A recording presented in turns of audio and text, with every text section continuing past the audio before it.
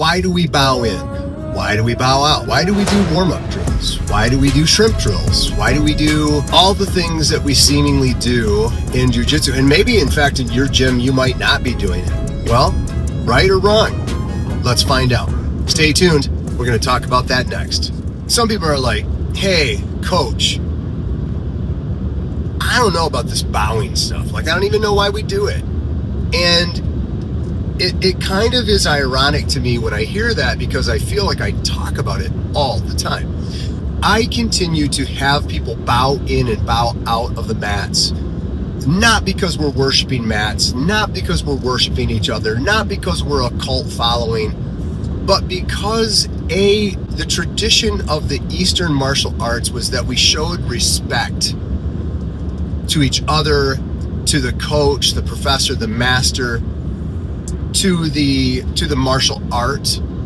And I even take it one step further than that, because there's very few things, even though I'm a veteran of military, I think that's probably the closest thing, or maybe you're a law enforcement officer and you work with teams that have your back, but very few events in civilized lay life will you have the opportunity to literally put your life and limb in the hands of another person and trust that person not to take advantage of you, to trust that that person will protect you, to trust that that person is going to watch out for you with a dangerous martial art that could snap your limbs and joints and bones and tendons and ligaments and muscles, choke you unconscious and hold it too long and cause brain damage at the least,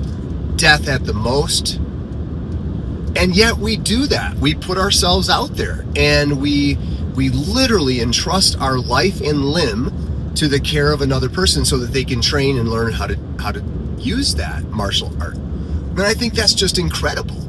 Like, I don't know very many things in life that you get a chance to do that and build that kind of like trust factor with other people. And that to me is worth respecting, utmost respect to the other person. So we bow to each other. We enter into an agreement that we're going to respect each other, tapping, fist bumping, and agreeing to honor the tap at all points of the roll. I yell tap, tap, you're going to let go. You're not going to hold the move. You're not going to push it beyond the limits. You're going to honor the tap.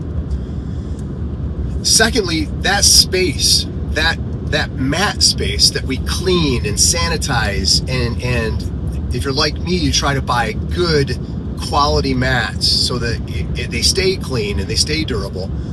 That space is the laboratory, the sanctioned space by which we exercise the martial art, the respect, the ethics, the values, the purity, the ancient martial art passing on from person to person for self-defense, for internal self-control, self-discipline, ethics, self-worth, peacefulness, calmness.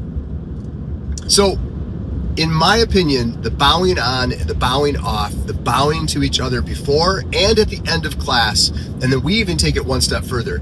At the end of it, and this is just us at Vanguard, BJJ, we have the highest ranking students start the line, and then I literally shake each of the students' hands. When it's the kids' class, I make sure they look me straight in the eye, and I look them in the eye so they're not just like, thanks for making me butter, because they'll do all kinds of weird things. I want them to learn the age-old tradition of being a self-confident adult that can look another person into the windows of the soul and say to them with not a hard, not a mean, but a firm and confident handshake, thank you for making me better. That's what we do every time we get on the mats and we train. I hope this was helpful. If you have any questions, leave them in the comments. VanguardBJJ@gmail.com. You can find my cell phone, text me. I'd be happy to answer them. The next segment will probably be, why do we still do shrimp drills? Stay on the mats, work hard. Take care.